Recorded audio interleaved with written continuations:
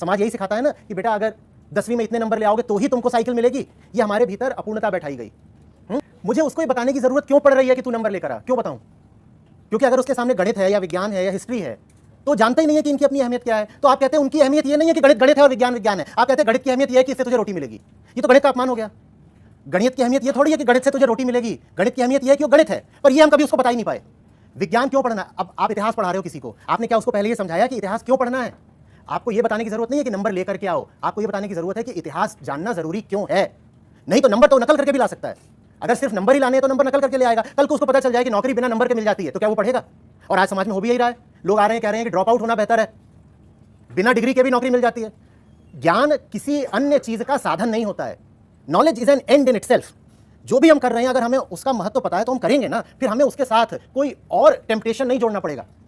भाई आप मुझसे बात कर रहे हो, एक चीज़ ये हो सकती है कि आप मुझसे बात कर रहे हैं क्योंकि आपको इस बातचीत में कुछ रस है, कुछ आनंद है, और एक चीज़ ये हो सकती है कि आप मुझसे बात इसलिए कर रहे हो क्योंकि आपको किसी ने कहा है कि बात कर लेना 5-10 मिनट, किसी तरीके से समय निकालना है।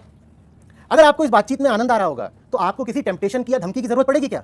नहीं पड़ेगी ना। तो यही बात बच्चों पर भी लागू होती है। उनको आप उसको बता रहे हो पानीपत की लड़ाई, आपने उसको बताया कि आज की जिंदगी में पानीपत की लड़ाई पता होनी क्यों जरूरी है। आप उसको बता रहे हो कि क्लोरोफिल क्या होता है, कैसे काम करता है। आप उसको बता रहे हो कि क्लोरोफिल क्यों पढ़े वो। आप उसको सेट थ्योरी पढ़ा रहे हो, आप उसको कैलकुलस पढ़ा रहे हो। आप उसको ये पता है क्या कि कैलकुलस किस काम आता है? मैं नहीं जान, आपने आप उससे पूछिए, अच्छा अगर तुझे कैलकुलस नहीं पता तो तेरी जिंदगी में क्या कमी हो जाएगी? बहुत कम बच्चे होंगे जो बात बता पाएंगे, भले ही उन्होंने IIT क्लियर कर रखा हो, पर वहां भी आप जाइए तो एक बार को अटक जाएगा। आप पूछे अच्छा अगर कैलकुलस नहीं भी पता होता तो जिंदगी में क्या कम हो जाता? फंस जाते। इसीलिए फिर आकर के आप देखोगे इंस्टाग्राम वगैरह पे रील्स चलती हैं, एकदम उल्टापूर्ण बातें कर रहे होते हैं।